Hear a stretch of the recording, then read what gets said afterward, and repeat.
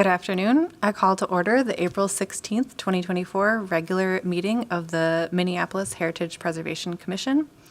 For the record, my name is Murray Bjornberg, and I serve as chair of the commission. Just a reminder to silence your cell phones and other electronic devices and to speak clearly into the microphone when speaking at the dais or giving testimony. Would the clerk please call roll so that we may verify the presence of a quorum? Thank you, Madam Chair. And before I get started, I just want to make a quick announcement. The microphones in front of you, they actually have a button on them.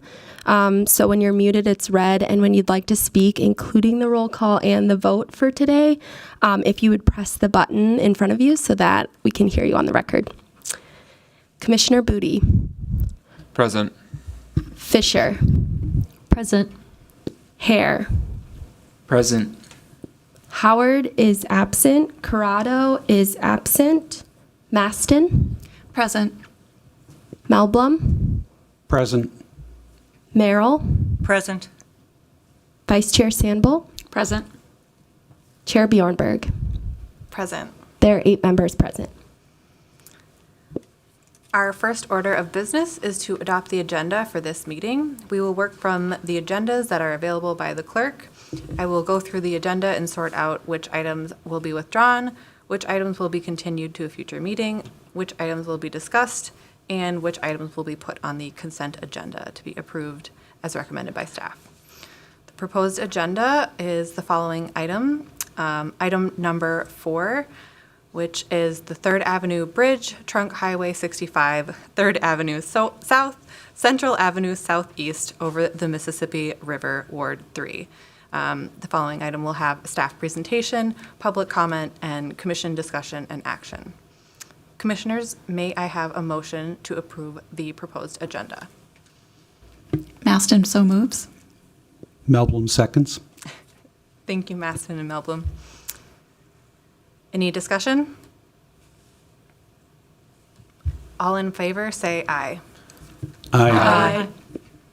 Those opposed say nay. Any abstentions? The agenda is approved.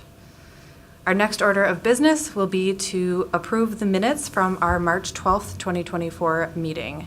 May I have a motion to approve those minutes? Merrill, so moved. Thank you, Merrill. May I have a second? Booty seconds. Thank you, Booty. Any discussion? Seeing none, all in favor say aye. Aye. Those opposed say nay. Any abstentions, including commissioners who were absent? Commissioner Sandbolt abstains. Commissioner Maston abstains. The minutes are approved. Before I open the meeting to public comment, let me summarize the process for the meeting. First, we will act on any items to be withdrawn. Then we will act on items to be continued. Then we will act on the consent agenda we just set. After the consent agenda, we will take each remaining item in order, and planning staff will present its report, and commissioners may ask questions of staff. Then I will open the meeting for public comments, and we will hear from any public. Commissioners may ask questions of the applicant if they are here. After that, other public can make comments. If you wish to speak, we will need you to do 2 things. Please be sure to sign up on the sheet over by the clerk. If you haven't done this already, you can do so afterwards. When you come up to testify, you must state your name and address for the record, and keep your comments specific to the application before us today.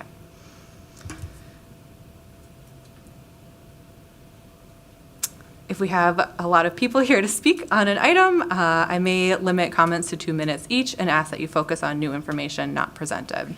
If you have materials to hand out, please give them to our committee clerk so that they can be distributed to the commission and entered into the record. After public comments are complete, I will close the meeting and commissioners will deliberate and act on the application before us. Our first item is item number 4, 3rd Avenue Bridge, Trunk Highway 65, 3rd Avenue South, Central Avenue Southeast over Mississippi River, Ward 3. The application is for a National Register of Historic Places nomination, and the staff report is presented by Aaron Kay.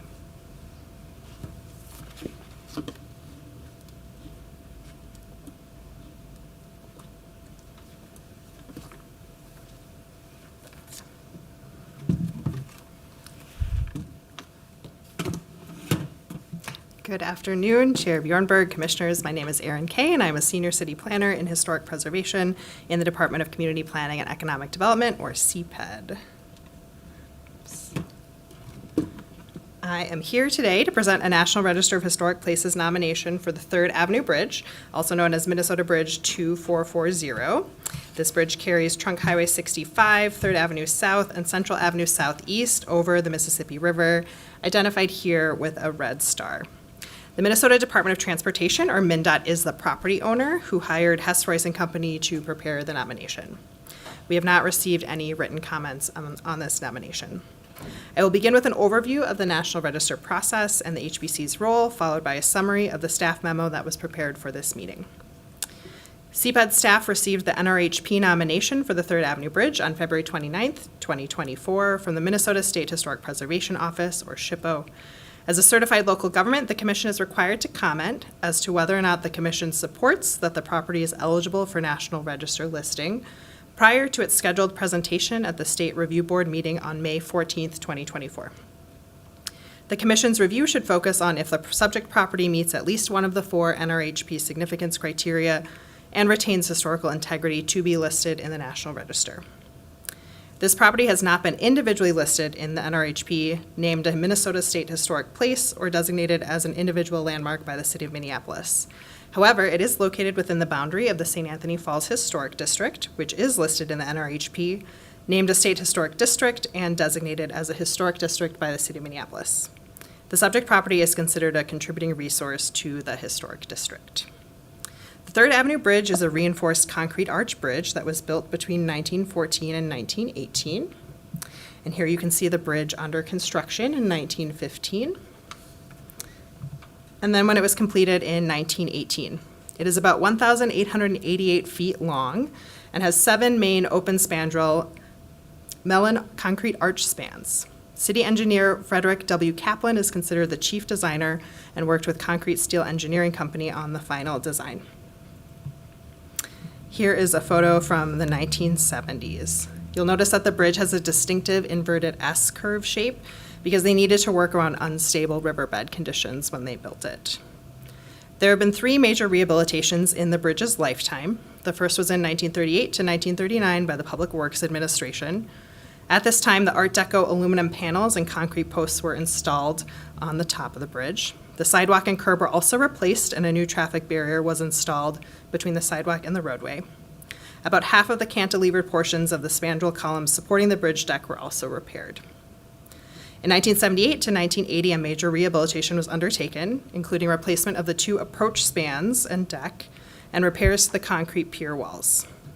MnDOT recently completed a 3rd major rehabilitation from 2020 to 2023, which included repairs to the concrete pier walls, replacement of the deck, and safety improvements for the bicycle lanes. The recommended boundary for this National Register nomination is the physical limits of the bridge and its features. And here's a photo from 2023 after the latest rehabilitation was complete. The nomination states that the 3rd Avenue Bridge is significant under National Register Criterion A in the area of transportation for its role in the development of Minneapolis's downtown transportation system and its position as a critical connector between the 2 sides of the river. It also has statewide significance under National Register Criterion C in the area of engineering as an example of the early phase of reinforced concrete bridge construction in the state. It is the first of the open spandrel reinforced concrete arch bridges over the Mississippi River in the Twin Cities. Within the reinforced concrete highway bridges in Minnesota, 1900 to 1945, multiple property documentation form, the bridge meets 3 of the registration requirements. It meets registration requirement 2 for its use of melon arches, registration requirement 3 for its monumental span, and registration requirement 5 for its original classical revival design. The period of significance for the property begins in 1918 when construction was completed. It ends in 1969 when the bridge ceased being the most traveled river bridge in Minneapolis due to the opening of the Interstate 35W Mississippi River Bridge. Reviewing the 7 aspects of integrity, the property overall retains sufficient integrity to convey its historical significance under criteria A and C. The rehabilitations sought to repair and/or reconstruct historic components of the bridge, and the bridge retains much of its original concrete material. Staff recommends that the Heritage Preservation Commission recommend that the Third Avenue Bridge meets at least one of the criteria for eligibility for listing in the National Register of Historic Places, and direct staff to transmit a letter summarizing their opinion and comments to the State Historic Preservation Officer. Staff from MnDOT had planned to be here, but a scheduling conflict came up. However, Liz Gales from Hess Royce and Company is here and can answer any technical questions about the nomination.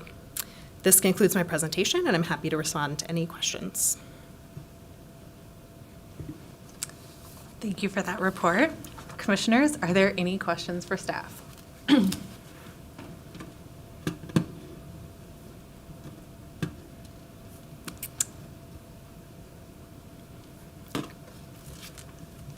I understand the consultant is here. Do they want to give a presentation?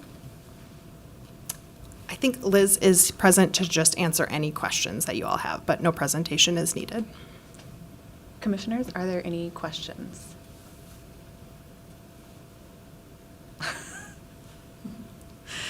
Seeing none, I'll close the public comments. Commissioners, let's discuss. Are there any concerns or comments on the proposed application? I just have a comment. The bridge is in my neighborhood, and the recent rehabilitation has transformed it into just a way to get into town, into something that's really an experience to cross. So that's my only comment. I think it's certainly deserving of this. Thank you, Commissioner Merrill.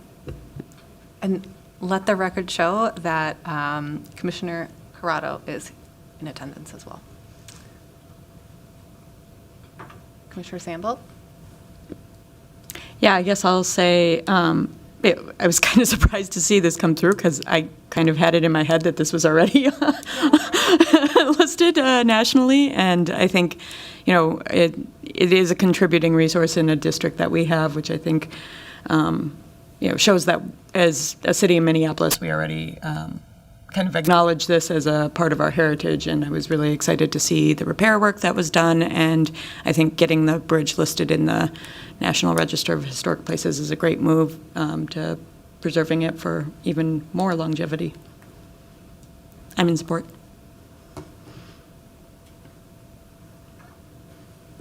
Commissioner Corrado? Thank you. As somebody who aspired to be a bridge engineer in my past life, it's really great to see this bridge being nominated. I think the technical aspects of that bridge, being a Milan Bridge, the first one, I guess, in Minneapolis, quite frankly, I'm still fascinated as to how it actually works, but it does, clearly. It's been here for a while. And there's been a significant amount of effort put into restoring that bridge. I think even just the detailing of getting the board formed work there for that restored part of the concrete, I think is a very significant effort. And so I think this is a great nomination. Thank you.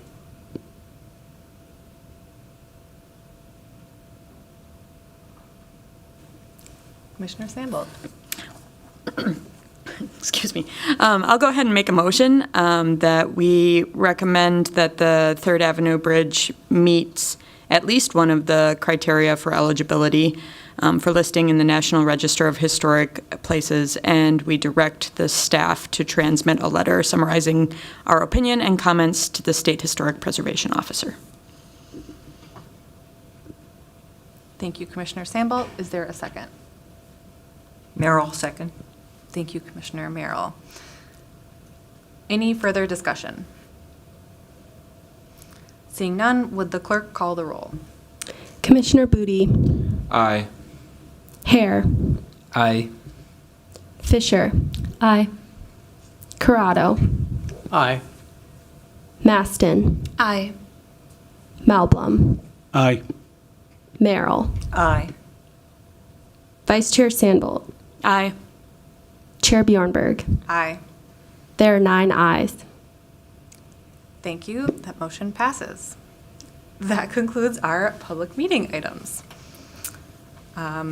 Do commissioners or staff have any announcements? Staff. Thank you, Chair Bjornberg. I do have a few announcements. Andrea Burke, Supervisor for the Historic Preservation Team in CPED. Thank you for topic requests for the retreat, which will occur on May 7th. That is a Tuesday afternoon from 3 p.m. to 6 p.m. It will be at the Public Service Building.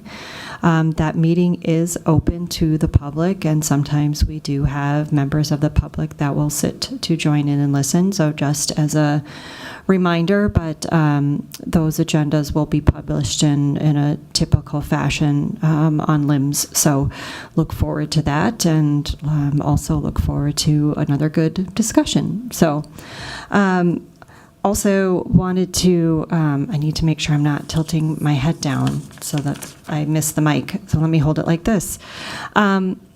Just very recently at council, there was an African American Heritage Work Group formed to support the work of the Historic and Cultural Context Study, which is the first part of this, the state grant that we received, which is part of this larger project you have heard me mention.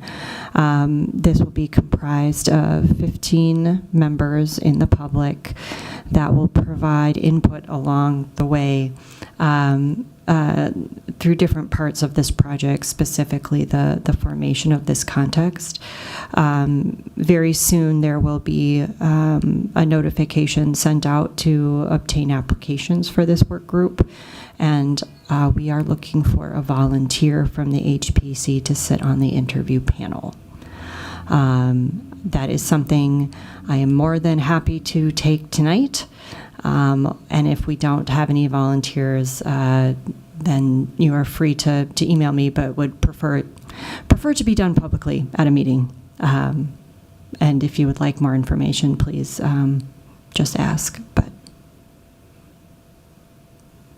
yeah, Vice Chair Sambold. Yeah, approximately, how many interviews are they expecting, or what would the approximate time commitment be, if you know? Thank you, Commissioner Sambold. Good question. We are seeking 15 members for this group. So interviews, I'm estimating, would be approximately 20 minutes, maybe longer. So doing the math, I would do something probably similar to what we have done for HPC commissioner interviews. So yeah, that would be roughly the commitment. And I think if people need to check their calendars and assess their level of availability, that is also completely understandable. Commissioner Carato. Sorry, I may have missed it. Is there a timeline for the interviews? So we hope to publish the posting within the next week. And I believe applications usually are open for about a month, and then interviews would occur after that. We're moving this along so that we can stay within the time requirements of the grant that we've agreed to. If it's too soon, please just give me the word and we'll loop back. We have another meeting in 2 weeks, so maybe that's the best approach at this point, is maybe let's everybody assess availability and then we can come back to this in 2 weeks. All right, our project manager says it's okay. Thank you. Also wanted to note that all of us participated. Some were involved in a lot of sessions, but the National Planning Conference was in Minneapolis this weekend and just wrapped up today. This is a very, very large conference for planners that takes place in different cities around the country. Thousands come out for it. And we had a very big showing from staff in CPED and in planning to show off the work that Minneapolis has done relative to planning. And we wanted to make sure that preservation had a good voice at this conference. And so all all three of the staff on our team had sessions and mobile tours that they helped lead, coordinate, participated in, and we all just happened to get very lucky with absolutely lovely weather to be outside. But there were sessions, tours of the Warehouse Historic District. There were sessions and tours of modernism in the Gateway, as well as historic churches and what to do with these churches after they have lost their congregations, and then also the Upper Harbor Terminal and the redevelopment project that is happening down there. So a lot of interesting things. There were also a number of interesting sessions I went to that were tied to preservation in different parts of the country, and as well as a lot of very interesting planning sessions. So it was intense, but it was interesting and nice to talk to different people of this profession in different parts of the country and get to show off some of the work that we're doing in the city. But I have no further comments. Thank you. Thank you, Andrea. Any commissioners have announcements? All right. There being no other business to come before this meeting, and without objection, I will declare this meeting adjourned. The next regular meeting of the HBC is April 30th, 2024.